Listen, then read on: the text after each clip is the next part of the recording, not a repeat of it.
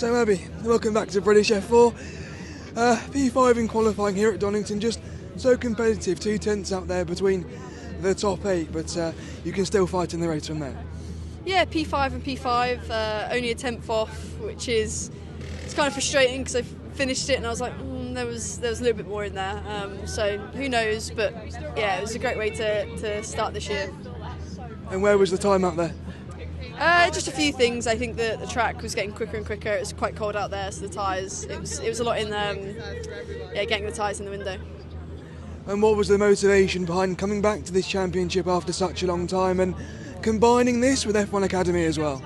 Yeah, it was just an opportunity that I couldn't say no to, really. I'm so lucky to have Round1 cars backing me in this championship, and it pairs quite nicely as I'm with Round1 Motorsport in F1 Academy as well. So yeah, it just kind of come about, and it would have paired really nicely with F1 Academy, and here we are now.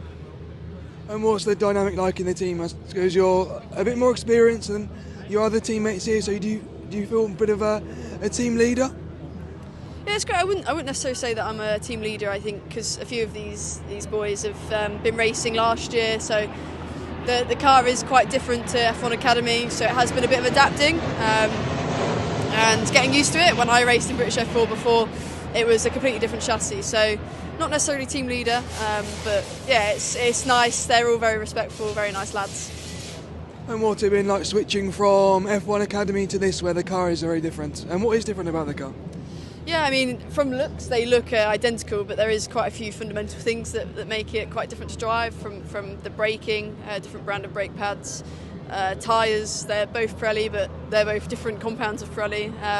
Obviously the wings are very obvious things, but there's a few different things kind of under the hood, if that's what you want to call it, that just make it different to drive. Obviously it's colder.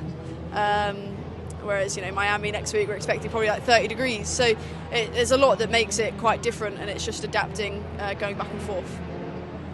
And what are you expecting from the race later on? Because it's very difficult to pass here, so is that putting extra emphasis on the start and going into Red Gate? Yeah, I think, you can not win a race at the first corner, but you can lose one, so I think it's just making sure you bide in your time, and although it's a hard track to pass on, it's not impossible, and just forcing people into mistakes. I think it's a track that is not very forgiving, and yeah, it's just about putting people under pressure. And over the season, what are you expecting? Are you looking at the championship or race wins? What are your goals for this season? Yeah, unfortunately, definitely not the championship, as I'm not doing the full campaign. I missed a few races because they clash with F1 Academy, and that's taking the priority. But yeah, hopefully a few race wins, a few podiums. I'd like to be able to say that I could take some trophies back home. That'd be great. Thanks so much.